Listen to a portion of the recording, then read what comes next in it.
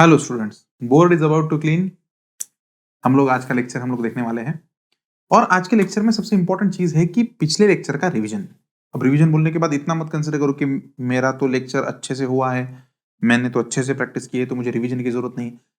ऐसा नहीं है, क्योंकि रिवीजन लेते वक्त मैंने इस लेक्चर में ना ऐसा कुछ प्लान किया है जो तुम्हारे दिमाग को झंझोड़ के रख देगा। हम लोगों ने कुछ एडिशनल पॉइंट्स इस रिवीजन में डाले हैं कि जैसे हम लोगों ने पिछले लेक्चर में अलोंग कंपोनेंट वेक्टर का अलोंग द कंपोनेंट का वेक्टर फॉर्म हम लोगों ने देखा था, लेकिन परपेंडिकुलर का वेक्टर फॉर्म हम लोगों ने देखा था क्या? नहीं। तो इसमें मैंने परपेंडिकुलर का वेक्टर फॉर्म एक्सप्लेन किया है। तो रिवीजन मैं जब भी लूंगा तो वो रिवीजन इंपॉर्टेंट होती है, तो इस रिवीजन को बिल्कुल स्किप ना करें। इस रिवीजन को जो 15-20 मिनट का रिवीजन है पहले वो पूरा रिवीजन देख लें। इसके बाद हम लोगों ने स्केलर प्रोडक्ट को अच्छे से डिस्कस किया हुआ है। तो आई होप कि तुम लोग इसको इस रिवीजन को सीरियसली लोगे और इस रिवीजन को प्रॉपरली देखोगे, अपने बुक में अच्छे से लिखोगे। So you can write it down, revision of scalar product. तो हम लोग रिवीजन लेने वाले किसकी रिवीजन लेने वाले? Scalar product. स्केलर प्रोडक्ट का दूसरा नाम क्या है? Dot product. इसकी डिटेल रिवीजन हम लोग लेने वाले। तो सबसे पहले हमारे पास अगर एक वेक्टर है ए और हमारे पास दूसरा वेक्टर है बी, तो इन दोनों के बीच में एंगल थीटा हम लोगों ने कैसे डिफाइन किया कि दोनों वेक्टर सेम पॉइंट से चालू होने चाहिए, तभी हम लोग उनके बीच में एंगल थीटा डिफाइन कर सकते हैं। करेक्ट। चलो आगे। तो हम लोगों ने स्केलर प्रोडक्ट को डिफाइन किया A vector dot B vector that is equal to A B cos theta.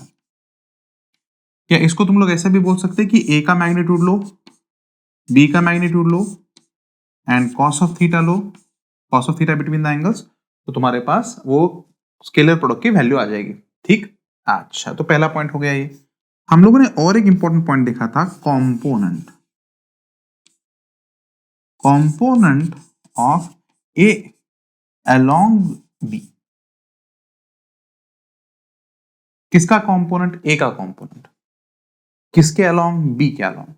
तो ये हम लोग कैलकुलेट कर सकते हैं। ए का कंपोनेंट कैलकुलेट करना है, इसका मतलब ए से परपेंडिकुलर ड्रॉ करना पड़ेगा बी के डायरेक्शन में, मतलब ये वाली साइड। तो ये वाली साइड एडजेसेंट साइड है कि अपोजिट साइड है? एडजेसेंट साइड है, तो इसको हम लोग क्या बोलेंगे? A cos theta. ठीक। तो component of A along B is A cos theta, और इसको मैंने कल बताया था कि ये स्केलर है। स्केलर कंपोनेंट के बारे में हम लोग चर्चा कर रहे हैं। अगर इसको डायरेक्शन देनी है तो तुम्हें डायरेक्शन देनी पड़ेगी। हाँ बोलो, डायरेक्शन कैसे दोगे? सर हम लोग डायरेक्शन दे सकते हैं। कैसे? ये जो ए कॉस थीटा है बी के डायरेक्शन में है, तो बी के डायरेक्शन में कौन सा यूनिट वेक्टर है? बी के डायरेक्शन में बी कैप ये यूनिट वेक्टर है। तो इसका वेक्टर फॉर्म लिखने के लिए हमें क्या करना पड़ेगा? हमें ए कॉस थीटा तो लिखना ही पड़ेगा और इसको मल्टीप्लाई करना पड़ेगा डायरेक्शन से, और ये डायरेक्शन बी कैप की डायरेक्शन होगी, इसलिए हम लोग इसको वेक्टर बोलते हैं। ये वेक्टर कंपोनेंट हो गया। अब बच्चे का ये सवाल कि सर यूनिट वेक्टर कैसे कैलकुलेट किए जाएं? A cap unit vector calculate कर सकते। ठीक है, थोड़ा बाजू में लेता हूं इसे। तो अगर हमें यूनिट वेक्टर कैलकुलेट करना है तो हम लोग ऐसा लिखेंगे, सर ए कैप मुझे यूनिट वेक्टर कैलकुलेट करना है तो उसी वेक्टर को उसी के मैग्नीट्यूड से डिवाइड करो। मुझे B cap unit vector calculate करना है तो बी वेक्टर को उसी के मैग्नीट्यूड से डिवाइड करो। तो ऐसे मुझे दोनों के दोनों यूनिट वेक्टर्स मिल जाएंगे, इसका मतलब मुझे दोनों वेक्टर्स की डायरेक्शन मिल जाएगी। तो ये हो गया, यूनिट वेक्टर भी हो गया। तो अब हम लोग थोड़ा सा आगे बढ़ने वाले इसमें। तो रिवीजन करते करते मैं यहां पे एडिशनल पॉइंट भी बताने वाला हूं। एडिशनल पॉइंट तो ये कल के लेक्चर में हम लोगों ने कवर नहीं किया था। बहुत सारे बच्चों को ऐसा लगता है कि रिवीजन क्या इंपॉर्टेंट नहीं है। रिवीजन इंपॉर्टेंट है, क्योंकि रिवीजन लेते लेते हम लोग कुछ एडिशनल पॉइंट भी बता देते। तो अब हम लोग यहाँ पे कैलकुलेशन करेंगे, ठीक है ना? तो अब हम लोग किसका कैलकुलेशन करने वाले हैं? देखो यहाँ पे कंपोनेंट। कंपोनेंट किसका? ए का अलोंग बी, इसका कैलकुलेशन हम लोग करने वाले। तो ये हमारे पास आ गया वेक्टर फॉर्म में, मैं कैलकुलेशन कर रहा हूं इसका। कौन से फॉर्म में? वेक्टर फॉर्म में। तो वेक्टर फॉर्म में मतलब ये लिखूंगा मैं आगे। तो चलो हम लोग ये लिखेंगे, तो ये आ गया। तो मेरे पास क्या आ जाएगा? A cos theta into B cap, है ना, लेकिन बी कैप की वैल्यू मेरे पास है, तो हम लोग लिख सकते हैं A cos theta B vector divided by B. समझा? तो ऐसे भी वैल्यू हम लोग कैलकुलेट कर सकते, ये वेक्टर फॉर्म में हो गया। Correct everyone? लेकिन अगर हम लोग स्केलर फॉर्म देखें इसका, कौन सा फॉर्म? स्केलर। तो स्केलर फॉर्म में तुम्हें कौन सी वैल्यू कैलकुलेट करनी होती है? A cos theta value calculate करनी होती है। करेक्ट? ए कॉस थीटा वैल्यू। सो अब तुम लोग यहां पे देखो, हमारा टारगेट है ए कॉस थीटा वैल्यू निकालना। क्लियर? अब डॉट प्रोडक्ट का डेफिनेशन क्या है सर? किसी भी दो वेक्टर का अगर हमें डॉट प्रोडक्ट लेना है तो हम लोग ऐसा लिख सकते हैं ए बी कॉस थीटा। अरे करेक्ट है क्या? तो अब देखो यहाँ पे, अब देखो, ध्यान दो यहाँ पे देखो, ये ए यहाँ पे है और ये कॉस थीटा यहाँ पे है। समझा नहीं? ए यहाँ पे है, कॉस थीटा यहाँ पे है। Everybody clear? तो हम लोग यहाँ से ए कॉस थीटा की वैल्यू कैलकुलेट कर सकते हैं, हाँ कि ना? यहाँ पे दिमाग लगाया मैंने, डॉट प्रोडक्ट का यूज करके ए कॉस थीटा का वैल्यू कैलकुलेट किया। तो ए कॉस थीटा का वैल्यू क्या होगा? A vector dot B vector divided by B का मैग्नीट्यूड इधर डाल दो। Done everyone? तो ये एक एडिशनल फॉर्मूला मिल गया है तुम्हें, किसका? ए कॉस थीटा का। ए कॉस थीटा मतलब क्या है सर? इसी का मतलब है component of A along B,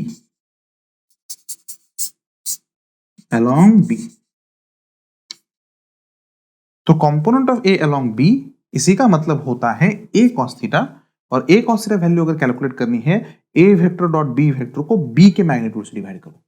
जिसका कंपोनेंट निकालना है उससे दूसरे वाले वेक्टर के मैग्नीट्यूड से डिवाइड करना होता है। तो ए का कंपोनेंट निकालना है तो बी के मैग्नीट्यूड से डिवाइड करना है, बी का कंपोनेंट निकालना है तो ए के मैग्नीट्यूड से डिवाइड करना है। समझा? चलो मैं और एक फॉर्मूला पूछता हूं, चलो आ जाओ यहां पे, शायद तुम लोग इसका आंसर कर सकते। अगर मैंने तुम्हें ऐसे पूछा कंपोनेंट, हाँ किसका कंपोनेंट? बी वेक्टर का कंपोनेंट अलोंग ए। सर बी वेक्टर का कंपोनेंट अलोंग ए, इसका मतलब बी कॉस थीटा। कंपोनेंट किसका? बी का। किसके डायरेक्शन में? ए के डायरेक्शन में। तो बी का कंपोनेंट ए के डायरेक्शन में, तो बी कॉस थीटा हो जाएगा। और इस बी कॉस थीटा को हम लोग और एक तरीके से लिख सकते हैं। देखो, ए कॉस थीटा के लिए हम लोगों ने बी से डिवाइड किया ना, तो बी कॉस थीटा के लिए हम लोग क्या करेंगे? ए से डिवाइड करेंगे। A vector dot B vector divided by A. समझा नहीं? समझा नहीं? और एक बढ़िया बात बताऊं, आ जाओ आ जाओ, और एक बढ़िया बात। अगर दिमाग लगाया, जबरदस्त तरीके से दिमाग लगाया, तो दिमाग लगाने के बाद क्या तुम लोग इस चीज को देख पा रहे हो? इस जो चीज को मैं यहां पे हाईलाइट कर रहा हूं, क्या ये चीज देख पा रहे हो? देखो, ए वेक्टर तो वैसा का वैसा है, डॉट। क्लियर? ए वेक्टर तो वैसा का वैसा ही, बराबर। अब यहां पे क्या हुआ? B vector divided by B, B vector को उसी के मैग्नीट्यूड से डिवाइड किया गया। बी वेक्टर को उसी के मैग्नीट्यूड से डिवाइड किया गया है, तो B vector divided by B, तो इसको हम लोग लिख सकते हैं बी कैप। झटका बैठा, झटका बैठा, झटका बैठा, हाँ कि ना? समझा? तो ए कॉस थीटा निकालने के बहुत सारे तरीके। सबसे पहला तरीका, सबसे बेस्ट तरीका क्या है? ए कॉस थीटा की वैल्यू कैलकुलेट करो, है कि नहीं? दूसरी बात, ए कॉस थीटा की वैल्यू तुम लोग कैसे कैलकुलेट कर सकते हो? दोनों वेक्टर का डॉट प्रोडक्ट लो, उसको बी से डिवाइड करो, या ए वेक्टर का बी के यूनिट वेक्टर के साथ डॉट प्रोडक्ट लो। इन सब में तुम्हें component of A along B मिल जाएगा। ठीक? लेकिन अगर क्वेश्चन में ऐसे पूछा, क्या पूछा? कंपोनेंट ऑफ बी अलोंग ए। अगर ऐसे पूछा तो तुम लोग कंपोनेंट ऑफ बी अलोंग ए मतलब बी कॉस थीटा लोगे। कंपोनेंट ऑफ बी अलोंग ए मतलब बी कॉस थीटा लोगे। इसका मतलब ए बी वेक्टर के डॉट प्रोडक्ट को तुम लोग ए से डिवाइड करोगे, और यहां पे भी झटका बैठेगा, देखो तुमको। ओए होए होए होए होए, क्या होगा? A cap dot B vector. Clear? Clear? ये सब के सब स्केलर फॉर्म मैंने बताए। कौन से फॉर्म बताए? Scalar form. अगर तुम्हें डायरेक्शन कैलकुलेट करनी है तो ए के कंपोनेंट के लिए किसका कंपोनेंट निकालना है? Component of A along B. A के कंपोनेंट के लिए बी कैप वेक्टर से मल्टीप्लाई करो। और बी के कंपोनेंट के लिए ए कैप वेक्टर से मल्टीप्लाई करो, समझा ही नहीं? Everybody clear? Everybody clear? इस चीज को अच्छे से समझो, ये इंपॉर्टेंट चीज है। क्लियर? हालांकि मैं इसे और 2 वेक्टर्स लेके समझाऊंगा, ध्यान दो, और एक बार ध्यान दो, और एक बार, ये एडिशनल पॉइंट है इसलिए मैं तुम्हें और अलग तरीके से पढ़ा रहा हूं, ये और एक तरीके से। इसका मतलब क्या है कि मैं ए वेक्टर और बी वेक्टर लेने की बजाय अब मैं दूसरे वेक्टर्स लूंगा, ठीक है ना? चलो आ जाओ देखते हैं। हाँ, मेरे पास ये वेक्टर है सी वेक्टर, मेरे पास ये वेक्टर है डी वेक्टर, इन दोनों के बीच में एंगल है थीटा। मेरा पहला सवाल क्या है? कंपोनेंट निकालो। किसका component? Component of C along D. अब बच्चा पहले पूछेगा सर कि स्केलर फॉर्म में कि वेक्टर फॉर्म में? सबसे पहले स्केलर फॉर्म में। सर किसका कंपोनेंट? सी का, अलोंग डी, तो डी के डायरेक्शन में यूनिट वेक्टर होगा डी कैप, लेकिन सी का कंपोनेंट डी के डायरेक्शन में निकालना है, इसका मतलब ये वैल्यू निकालनी है। ये वैल्यू थीटा की कौन सी साइड है? एडजेसेंट साइड क्या opposite side? Adjacent side. So adjacent side मतलब क्या लिखोगे? सी कॉस थीटा, बराबर।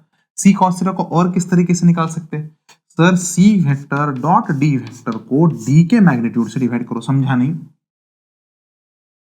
एक तो C cos theta component of C along D, C cos theta, C vector dot D vector को डी के मैग्नीट्यूड से डिवाइड करो। Everybody clear? अच्छा, इसके आगे ये क्या है? C vector dot D cap. Clear? ये कौन सा फॉर्म हुआ? स्केलर फॉर्म हुआ। कौन सा फॉर्म हुआ? स्केलर फॉर्म हुआ। किसका स्केलर फॉर्म हुआ? Component of C along D. C का कंपोनेंट डी के डायरेक्शन में, सी का कंपोनेंट डी के डायरेक्शन में, तो डी के डायरेक्शन में जो कंपोनेंट होता है वो तो डी कैप की डायरेक्शन होगी ना। अरे समझा कि नहीं? इसका मतलब अगर मैं इसका वेक्टर फॉर्म लिखूंगा, इसका कौन सा फॉर्म लिखूंगा? वेक्टर फॉर्म लिखूंगा, तो मैं ऐसे लिखूंगा, क्या लिखूंगा? C cos theta, C cos theta बराबर component of C along D. अब डी के डायरेक्शन में है इसलिए इसको डायरेक्शन दूंगा डी कैप। Everybody clear? और एक खास बात, सर सी कॉस थीटा का फॉर्मूला हमारे पास है C vector dot D vector divided by D. अब इसको डायरेक्शन देना है तो डी कैप ले लो। Everybody clear? अच्छा, और एक क्या चीज है? सर सी कॉस थीटा की और एक तरीके से वैल्यू हम लोग लिख सकते हैं। सी कॉस थीटा को पहले ऐसे लिख सकते हैं, ये ऐसे लिख सकते हैं, नहीं तो ऐसे लिख सकते हैं। तो यहां पे ध्यान देना, C vector dot D cap, D cap क्या है? ये component of C along D, मतलब सी कॉस थीटा की वैल्यू। समझा नहीं? चलो आगे और प्रैक्टिस करेंगे, और प्रैक्टिस करेंगे, बार बार लिखते जाएंगे। चलो, component of D along C. Sir D का कंपोनेंट अलोंग सी पहले क्या लिखूंगा? स्केलर फॉर्म में लिखूंगा। तो स्केलर फॉर्म में कैसे लिखूंगा? सर स्केलर फॉर्म में आएगा डी कॉस थीटा, क्योंकि डी का परपेंडिकुलर सी कैप के डायरेक्शन में आएगा, सी कैप के डायरेक्शन में डी का परपेंडिकुलर, ये एडजेसेंट साइड आएगी। तो एडजेसेंट साइड मतलब क्या आ जाएगा? अलोंग कंपोनेंट मतलब डी कॉस थीटा, या डी कॉस थीटा की वैल्यू हम लोग निकाल सकते हैं, क्योंकि हमें क्या पता है? C vector dot D vector अगर हम लोग करेंगे तो हमारे पास सी डी कॉस थीटा है। तो अब हमारा टारगेट है कि डी कॉस थीटा निकालना है, तो डी कॉस थीटा के लिए सी से डिवाइड करना पड़ेगा। C vector dot D vector divided by ये सी को डिवाइड कर दो यहां पे ऐसे। अब देखो देखो देखो, यहाँ पे फिर से ये देखो, ये क्या वैल्यू आ गई? सर सी कैप आ गई। इसका मतलब क्या होगा? Sir this is C cap dot D vector. So D cos theta की वैल्यू हम लोग डी कॉस थीटा ऐसे लिख सकते हैं, डॉट प्रोडक्ट को सी से डिवाइड करके लिख सकते हैं, या सी कैप का डी वेक्टर के साथ डॉट प्रोडक्ट ले सकते हैं। स्केलर फॉर्म हुआ। अब कौन सा फॉर्म लिखूंगा? Vector form. कौन सा फॉर्म? Vector form. चलो आ जाओ, वेक्टर फॉर्म लिखेंगे। सर वेक्टर फॉर्म इसका मतलब क्या होगा? सर आपको डी कॉस थीटा ही लेना है। क्या लेना है? डी कॉस थीटा ही लेना है। क्यों? क्योंकि डी का कंपोनेंट ऑफ डी अलोंग सी, तो डी कॉस थीटा, लेकिन इस डी कॉस थीटा की डायरेक्शन सी कैप के डायरेक्शन में, तो इसलिए अब वेक्टर फॉर्म लिखने के लिए डी कॉस थीटा हो गया मैग्नीट्यूड, डायरेक्शन आ गई सी कैप की। क्लियर? अच्छा, इसको और एक तरीके से लिख सकते कैसे, डी कॉस थीटा की ऊपर से वैल्यू लिखो तो इसको ऐसे लिख सकते हैं C cap dot D, sorry C vector dot D vector divided by C cap. इसको और एक तरीके से लिख सकते हैं, यही वैल्यू लिख लो यहां पे C cap dot D vector C cap. ये होता है कंपोनेंट। तो component of C along D, component of D along C, उसका स्केलर फॉर्म, उसका वेक्टर फॉर्म। ये इसका एडिशनल पॉइंट था, इसके एडिशनल फॉर्मूले थे, लेकिन यहां पे खत्म नहीं हुआ, अब तो जादू आगे है। जादू जो है अब वो आगे है।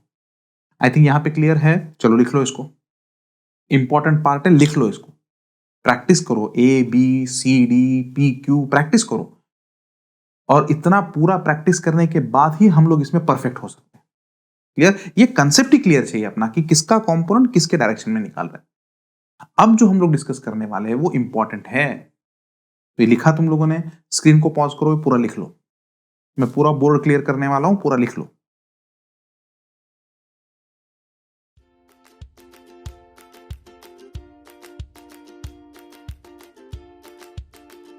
तो आइए भाई साहब,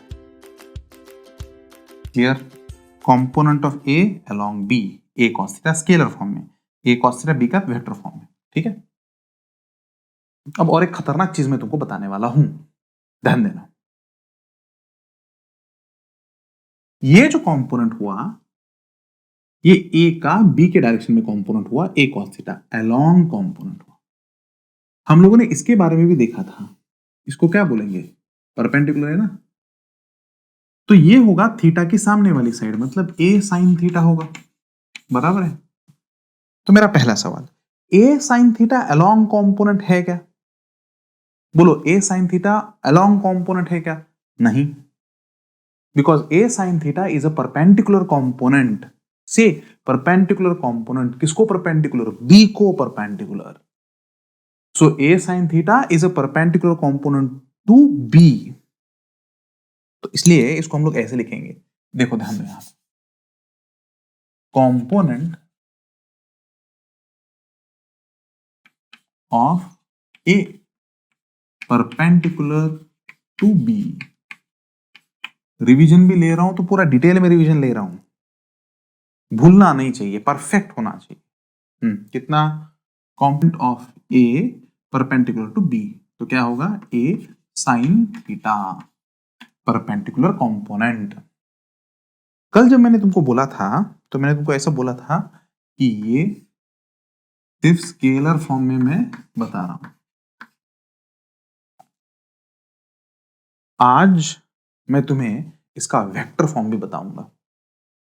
तो परपेंडिकुलर कंपोनेंट को वेक्टर फॉर्म में कैसे निकालते हैं, ये कोई नहीं बताता, ये अपने क्लास का बेस्ट पॉइंट है। मतलब कोई माइकलाल बताएगा नहीं, और बहुत से कम बुक्स में लिखा है, बहुत से कम मटेरियल्स में है। जिन मटेरियल्स में है वो बहुत अच्छे से है, ऐसा नहीं बोल रहा कि कोई नहीं बताता, बहुत सारे टीचर्स बताते भी हैं इसको। तो अब देखो यहां पे कैसा सिचुएशन है, हमारे पास ये ए वेक्टर है, क्लियर, ये कौन सा कंपोनेंट है, ये अलोंग कंपोनेंट, अलोंग कंपोनेंट। अब हम लोग इस ट्रायंगल को नाम करेंगे, उसका नामकरण हो गया ओ एम ए।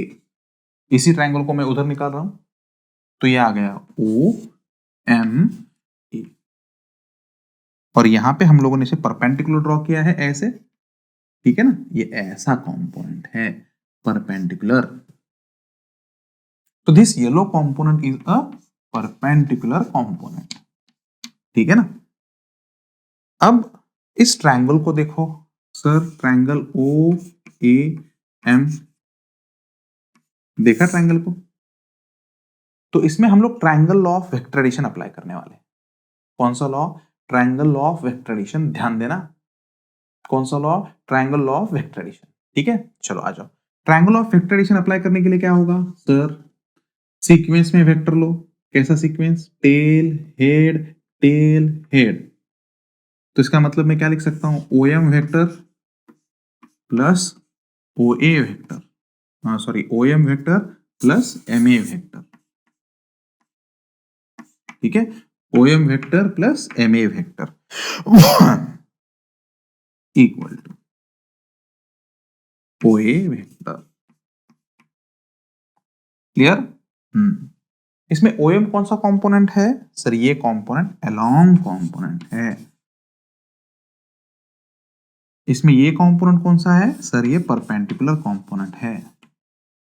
और क्या ये वेक्टर एडिशन है? हाँ, तो इससे आने वाले आंसर सभी वेक्टर रहेंगे। ए साइन थीटा ऐसे निकाला तो तुम्हारे पास स्केलर वैल्यू आ जाएगी। क्लियर? लेकिन ऐसे निकालोगे तो तुम्हारे पास वेक्टर आ जाएगी। तो हम लोग लिखेंगे M A vector perpendicular component, इसको इधर लो तो माइनस करना पड़ेगा, O A vector minus O M vector, O A vector minus O M vector. O A vector क्या है? ए वेक्टर है। ओ एम वेक्टर क्या है? A cos theta, along component है ना। O M vector A cos theta, हाँ कि ना? गलत है। ए कॉस थीटा सिर्फ मैग्नीट्यूड है, ओएम वेक्टर नहीं है। ओएम मतलब A cos theta, OM vector मतलब उसको डायरेक्शन देनी पड़ेगी। तो इसका मतलब ओएम की वैल्यू हम लोग सिर्फ ए कॉस थीटा नहीं लिख सकते, ए कॉस थीटा को डायरेक्शन देके, इसका मतलब इसको वेक्टर लेना पड़ेगा। तो वेक्टर मतलब ये ए कॉस थीटा है, लेकिन किसके डायरेक्शन में? बी कैप के।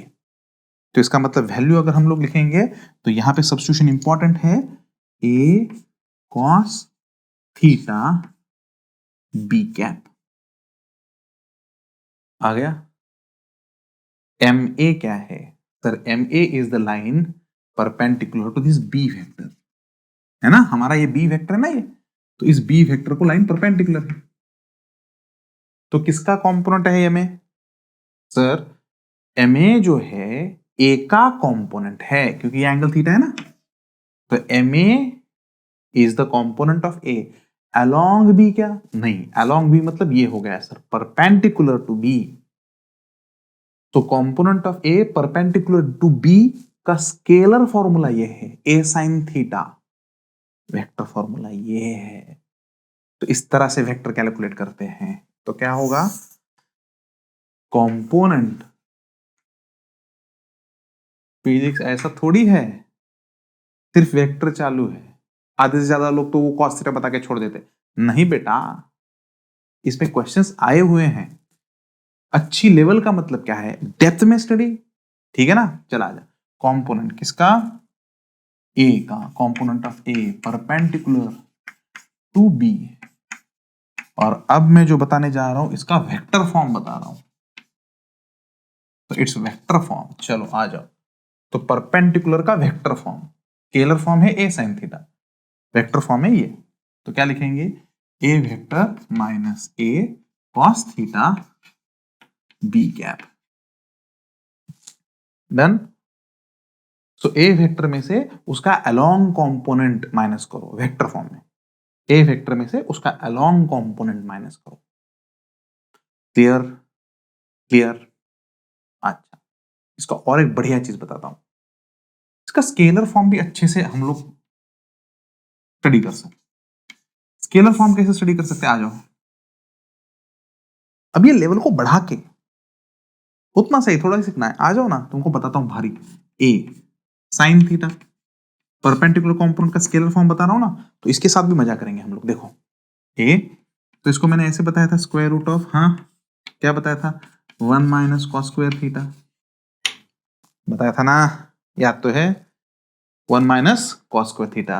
अब कॉस थीटा की वैल्यू हम लोग निकाल सकते हैं।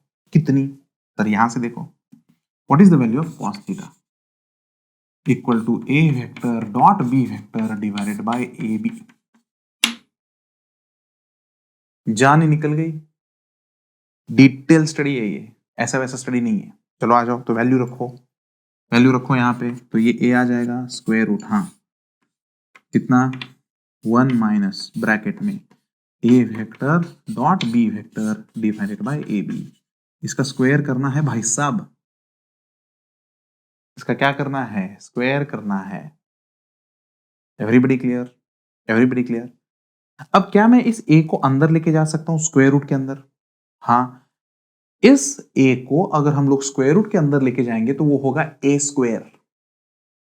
बाप रे, किसी भी संख्या को, बाहर की संख्या को अगर हम लोग अंदर लेके जाते हैं तो उसका ऑटोमेटिकली स्क्वायर हो जाता है। तो ये इसका मतलब इसके अंदर जब मैं लेके जाऊंगा तो ए स्क्वायर से मल्टीप्लाई करूंगा। बढ़िया। तो सर आगे क्या होगा? देख आगे तो जादू होने वाला है बेटा, इन सब पे क्वेश्चंस बने हैं। ए अंदर जाएगा, ए स्क्वायर बनेगा माइनस। ठीक, चलो आगे।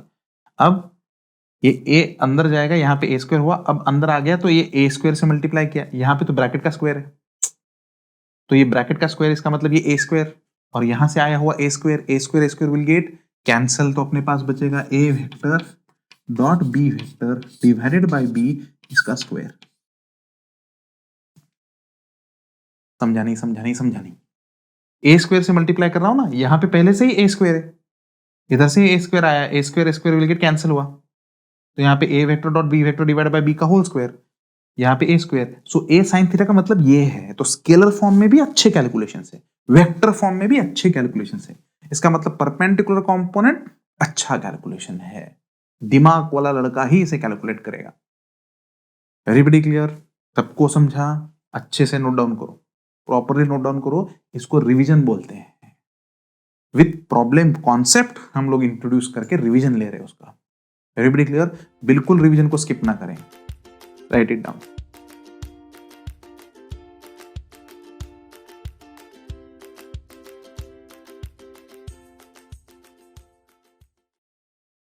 तो चलो परपेंडिकुलर कंपोनेंट का मैं और प्रैक्टिस लेने वाला हूं। रेडी? चलो आ जाओ।